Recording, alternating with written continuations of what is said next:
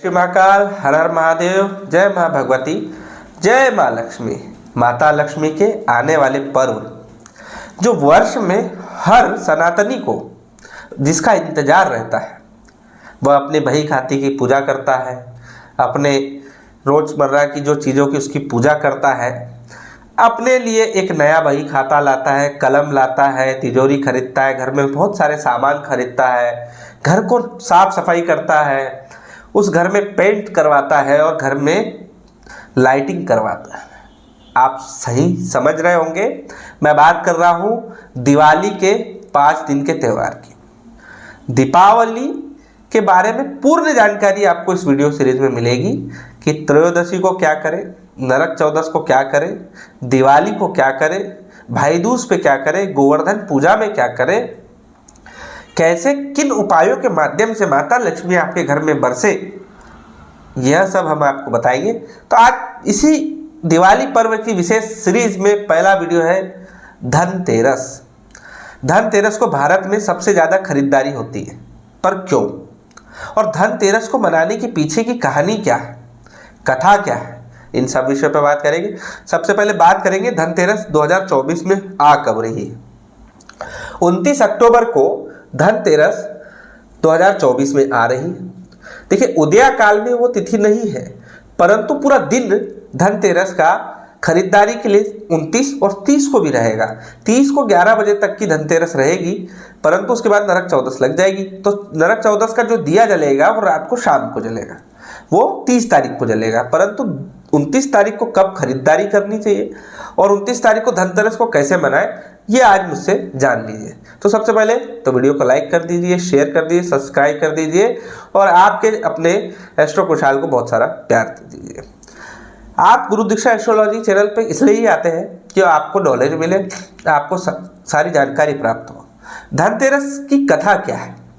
देखिए, जब समुद्र मंथन हो रहा था तो बहुत सारी चीज़ें निकल रही थी। विष भी निकला जो महादेव ने पी लिया, अमृत निकला वो देवताओं ने पी लिया, कई बैक्टीरिया निकले, कई प्रकार की बीमारियां भी निकली। अब इन बीच में इन बीमारियों से मुक्ति पाने के लिए किसी की आवश्यकता थी, तो भगवान धन्वंतरी उस दिन प्रकट हुए। और भगवान धन्वंतरी देवताओं के वैद्य माने जाते हैं, देवताओं के डॉक्टर माने जाते हैं। इसलिए उस दिन, जिस दिन भगवान धन्वंतरी का उत्पन्न हुए, जिस दिन उनका प्रादुर्भाव हुआ, वो प्रकट हुए, उस दिन को धन्वंतरी दिवस कहा जाता है। और उनकी पूजा का दिन धनतेरस, धन्वंतरी दिवस के दिन मनाया जाता है। जो भगवान धन्वंतरी है, यही कथा उनकी है कि समस्त जगत के रोगों को मुक्त करने के लिए भगवान धन्वंतरी का उत्पन्न हुए और उन्होंने समस्त प्राणियों में जितने भी बीमारियां हैं, देवताओं में बीमारियां हैं, उनको शुद्ध करने के लिए, उनको मुक्ति दिलाने के लिए बहुत सी औषधियों का आविष्कार किया, डॉक्टर शल्य चिकित्सा का आविष्कार किया, बहुत सारे। तो भारत के क्या, विश्व के पहले डॉक्टर वो धन्वंतरी देवता थे। धन्वंतरी देवता की इस दिन पूजा की जाती है धनतेरस के दिन, धन त्रयोदशी के दिन, क्योंकि वो धनतेरस उन्हीं के लिए होता है, धन्वंतरी देवता के लिए। धनतेरस के दिन क्या करना चाहिए? धनतेरस के दिन क्या करें जो आपके जीवन में एकदम से पहला उपाय क्या है? अभी हमने कथा हो गई हमारी कि धनतेरस की कथा क्या है, कि भगवान धन्वंतरी का प्रादुर्भाव हुआ। दूसरा, धनतेरस के दिन करें क्या? धनतेरस के दिन क्या करना चाहिए उसके विषय में आपको बता देता हूँ। धनतेरस के दिन एक आपको थाली में या कटोरे में या बांस की जो टोकनी होती है उसमें मिट्टी, खेत की मिट्टी हो, कहीं की भी शुद्ध मिट्टी हो, उसको बारीक करके फैला दे। मिट्टी मतलब किसी चीज को बोते हैं ना अपन, किसी पेड़ लगाते हैं उस टाइप की मिट्टी उसमें कर ले। आपको धनिया, जो साबुत धनिया होता है, उसको 1-2 दिन पहले भिगा के रख देते हैं और फिर धनतेरस के दिन उसको उस डलिया में बो देना है। उस डलिया में बोने के बाद, बोना करने का मतलब उसको रोपित कर देना है और उसको मिट्टी से ढक देना है, उस पर जल सिंचन कर देना है, भगवान धन्वंतरी का ध्यान करना है। और जब जैसे ही धनिया उगेगा ये आपके जितनी ज़्यादा धनिया उगेगी वो बताएगी कि एक वर्ष के अंदर आपकी धन की कितनी वृद्धि होनी है।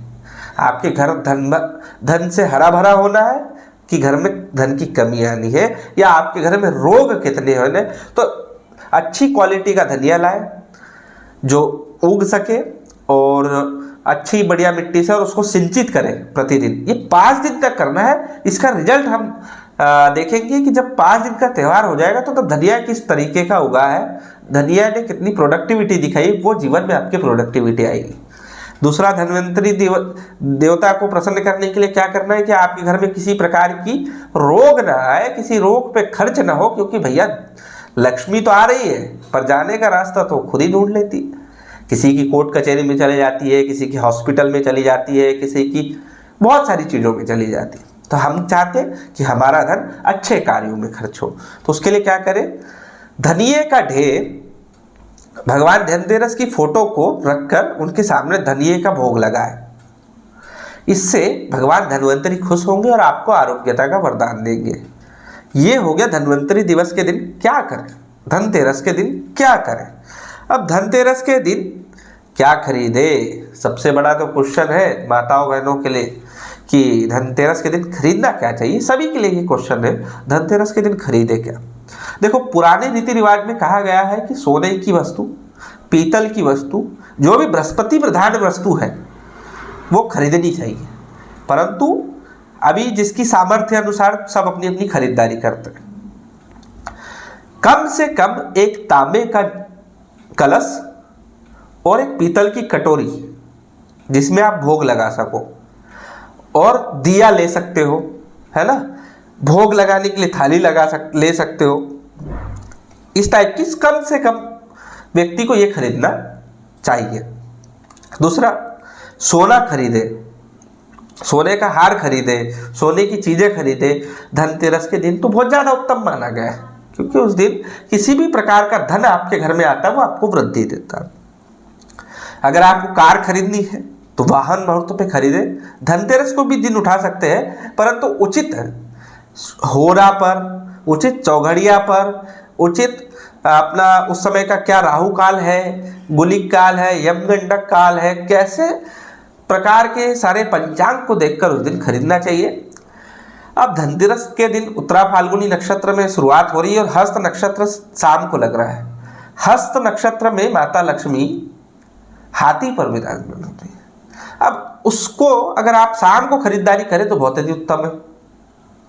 शाम को 6 बजे के बाद अगर आप खरीदारी करते हैं, दोपहर में भी आप खरीदारी करें तो आपको चौघड़िया देखकर करनी चाहिए। अब जैसे मैं आपको बता देता हूं, दोपहर में अगर आपको धनतेरस के दिन खरीदारी करनी है तो आपको करनी चाहिए 10:41 से 1:27 तक। 1:27 तक अगर आप 10:41 से 1:27 तक अगर दिन में अगर आप खरीदारी करते तो वो बहुत शुभ होगा। शाम के टाइम 7:14 से 8:51 तक अगर आप खरीदारी करते हैं तो आपके लिए बहुत ही उत्तम होगा। इस प्रकार से अगर आप खरीदारी करते हैं, हाँ, अब आपको शेयर मार्केट में इन्वेस्टमेंट करना है तो आपको सुबह का मुहूर्त है। बर्तनों में, सोने में, इनमें खरीदारी करना है तो शाम का मुहूर्त अच्छा है।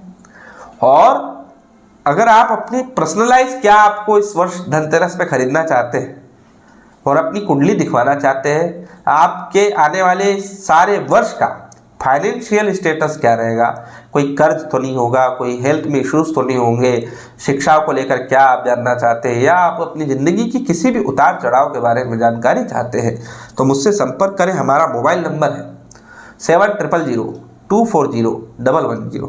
हमारा पता है नागपुर वासियों के लिए तो खासकर कि अगर आप मुझसे नागपुर में मिलना चाहते हैं, मध्य प्रदेश के पास में नागपुर है, और मतलब आप इंडिया से भी कहीं से भी आकर अभी अगर मुझसे नागपुर में मिलना चाहते हैं तो आप मुझसे नागपुर में मिल सकते हैं। पहले आपको अपॉइंटमेंट बुक कर लीजिए, फिर आप नागपुर आकर मुझसे मिल सकते हैं। हमारी वेबसाइट है www.astrokushal.com, ये हमारी वेबसाइट है।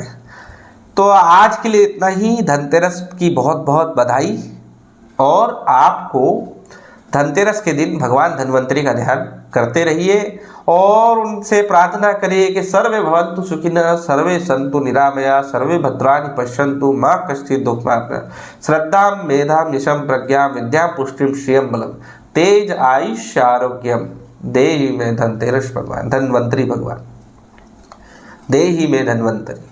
तो इस तरीके से अगर आप उनसे प्रार्थना करेंगे तो आपको निश्चित ही धन की अपार सफलता प्राप्त होगी और आपके घर में धन की बारिश होगी।